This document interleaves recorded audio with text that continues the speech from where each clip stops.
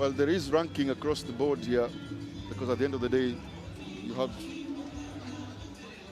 the 16 teams, so it's ranked 1 all the way to 16.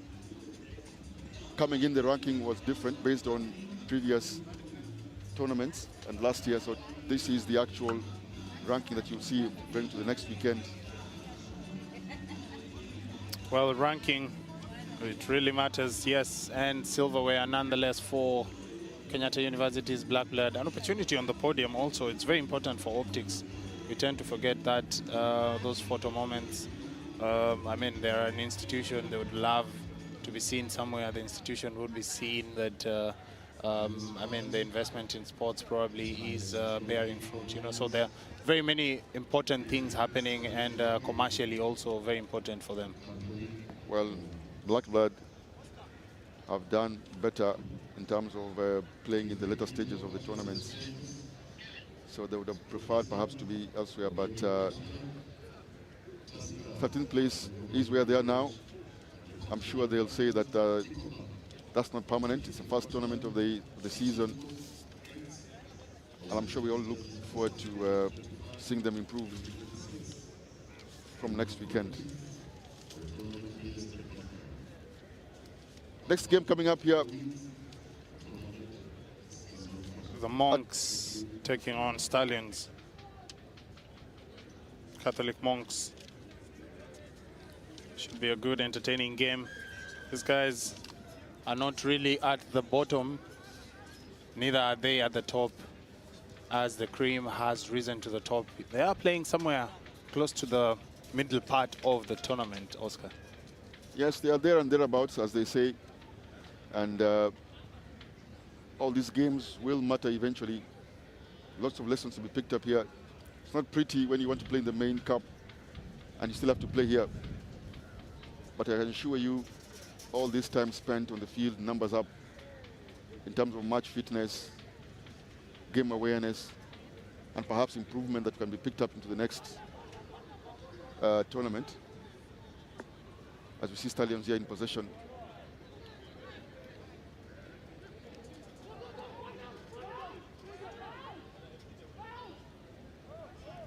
Hassan Wambani breaks and scores. Try time, Catholic Monks.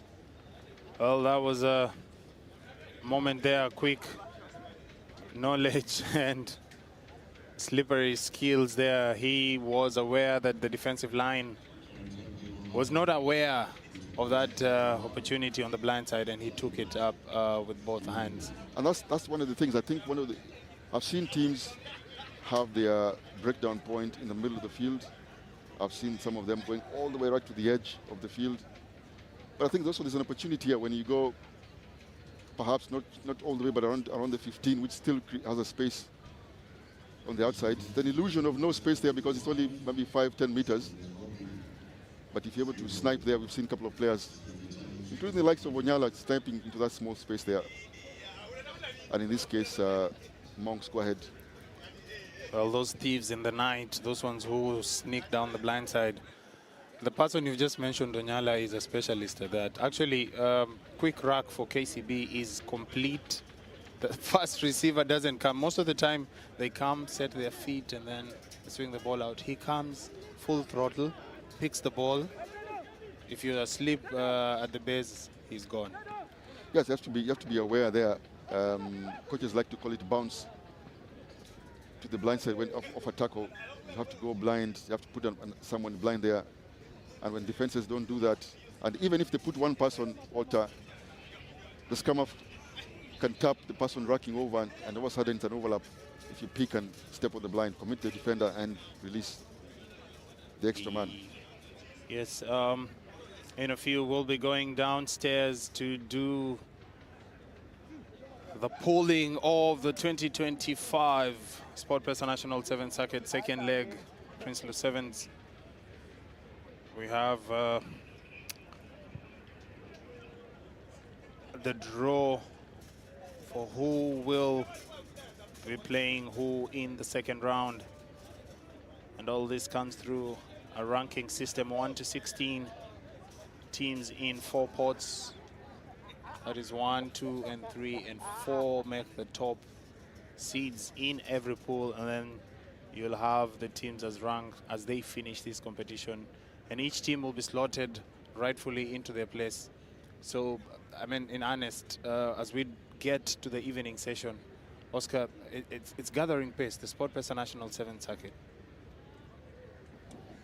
Yes, in case there was any holding back from any team, as they do say, the pooling, especially after this tournament, is Msemakweli. The true ranking is not necessarily what you entered into the tournament with. The true ranking is at this time of the day here, as we see Stallions trying to play out of their 22. The key possession, did he release the ball? No, he should have released that ball, so it's penalized.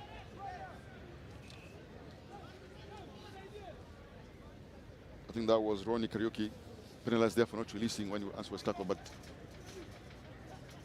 Quay amongst there asked for scrum down, as we see that replay again of Ronnie Karaoke. And that's a rookie mistake, right? That is rookie. He is, after all, a student. Not sure whether he should be allowed to do that, but simple appreciation of the laws there would have kept that position for Stallions.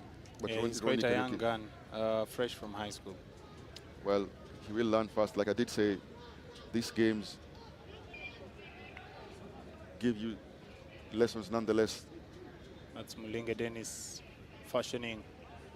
The ball is shifted back in. You can see Brian Nyambok passing it and actually putting a posture, just spinning that ball and giving it shape as he passes it. It's called a follow through there. Yeah, beautiful. And that leads to a try, second try for the Monks. The Monks go over for their second try.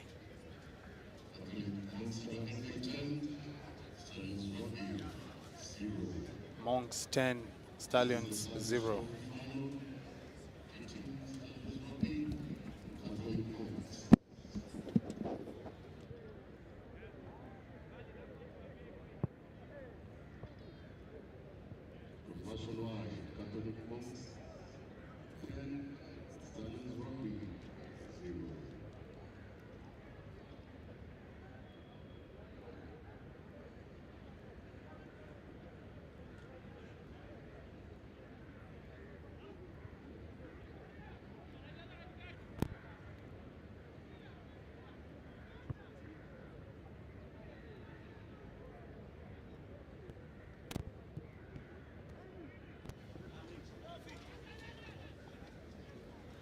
Yeah, we go again here.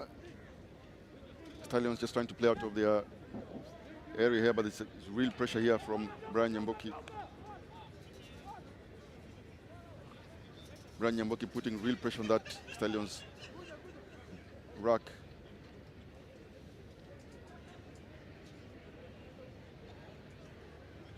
I think it was Wambani Osundu actually, who came there as a tackle assist.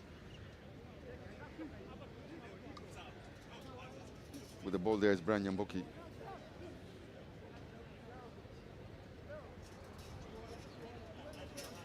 There is the blind side we talked about. It's a simple fix and pass. Oh, he chooses not to pass. Could he have just simply passed that 2v1? Should be a 2v1. Looked like they're going to score eventually. No, they are not. Stallions having none of it. Oh, he knocks on, I think. Yeah, I think it's a knock on there by Monks. Simon Javichi will be disappointed with that. Well, about 5 seconds before that, it was a 2v1 situation. And a simple, what seemed like a simple try, goes begging, but Kabrak themselves also knock on Nyamboki again for gets a second chance. Will he go blind again this time? No. Plays it out. Looks like an overlap here if they can feed it quickly. Stallions do well here to put in some defense. They have to release. That looks like Nyamboki again going wide there. It's a try this time. Eventually they score it on the other edge of the field. about 65 meters across. It's a smash and grab there by Monks.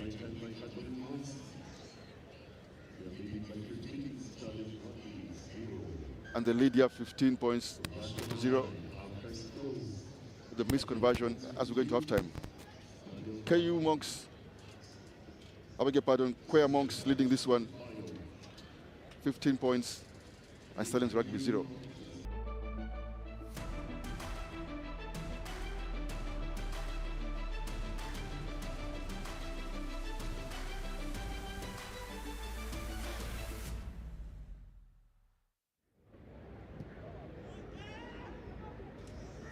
And we are back here, second half. Monk still in the lead here. They have a rack at the edge. And the player just... They need to play out of here, Walter. Yes, they need to get their way out of their own 22, and good work, good pumping of the legs there. Hassan Wambani, another tough customer to deal with, player not releasing. Keeping the ball alive. They got a few meters and we decided to go for the rack. Yes. There was an infringement. Still their ball. Just trying to make the case here for KBA. Are you saying that he went down quite easily? Not at all. I'm just saying that the rack gives an opportunity for the opposition to contest. You see Marine over here.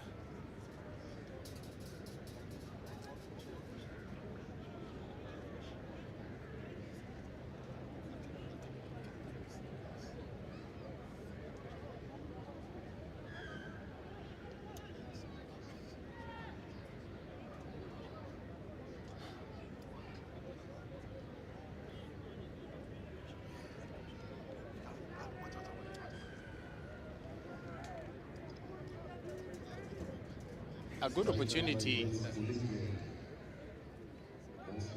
That is a try for Dennis Mulinge, scoring their 4th try. That is Catholic Monks.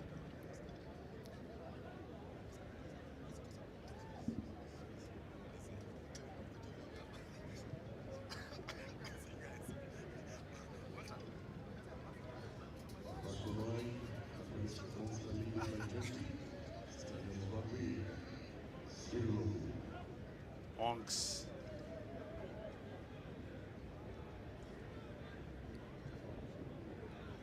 Shutting down the door, the front door.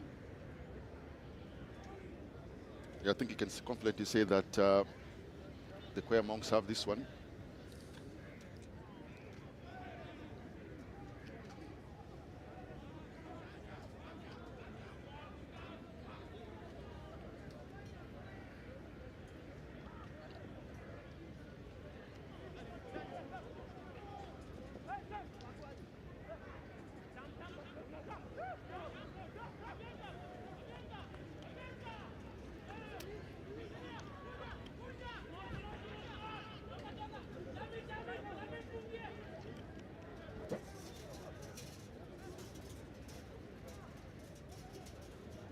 Oscar, as we draw towards the end of day 2, you know, very many conversations would be had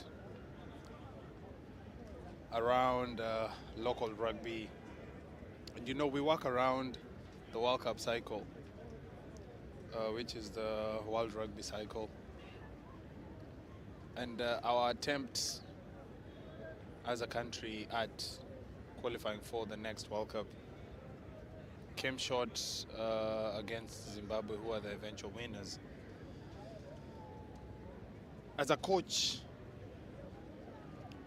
and also as someone who's involved in this, you've been in several attempts for the nation to qualify for, as Stallions go over the referee yet to confirm that. You've been involved in challenges that have been in the past an attempt at qualifying for the World Cup. Where next for Kenya Rugby? First of all, it's no try there. There's an attempt there by, I think it was Zolik Buyuni. But Walter, to go back to your point,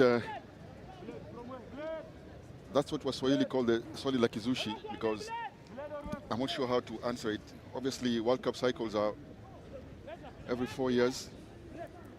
You would think that if you miss out on one, then you start planning for the next 4 years. Perhaps, hopefully, maybe like next week, some of those officials, when they visit you back in Prince Lu, maybe you can also engage in some of these questions. But one of the things that I've always thought is that if you can convert the assets that we get from what I could call the rugby assets we get from Sevens Rugby, if you can convert 1 or 2 of those into 15s, and what are those assets you get in Sevens? Maybe the level of international conditioning that allows players like Wakesa to come through, Amonde in his time. If some of those players can help to boost your 15s game. You did see John Ekubu playing for us in that qualifiers you talk about. And there are many moments in that game that you want to think about now, but we have the benefit of hindsight. I think the only thing we can all say, and I'm sure everybody would agree, well, I hope everybody would agree, is that perhaps take the preparation cycle a bit more seriously, invest a little bit more in the preparation. Even as we invest in the future, you did talk about some of the future players you've seen here for the Sevens team. You've seen some young guns here these last 2 days. I think the same principle should be applied in our 15s rugby, that if the qualifier is 4 years away, perhaps a 24-month preparation cycle is not too far off, as opposed to the 90 days, I think, if you look at it that way. But it's another year there. We didn't qualify. Zimbabwe did go through, and a good Zimbabwe team, I must add, which was led by some of the under-20 players, some of whom played here in the tournament here in Nairobi about 2 years ago. So my feedback to you, Walter, would be perhaps a 24-month preparation cycle, if indeed resources are a challenge. As Catholic monks score there and lead this one by 25 points to 0. Well, I did say that is a very tricky question. That answer has been quite long. You talk about being professional or investing funds into the 15s game. I would say we need to tweak something about Kenya Cup. I think you can't do the same thing the same way over and over again expecting different results as the center referee blows the full-time whistle. You have to change a bit of what has been done for the last few years. Look at what they've been able to achieve, see where you can be able to tweak. And we are a reflection of the rugby we play in our local leagues, Oscar.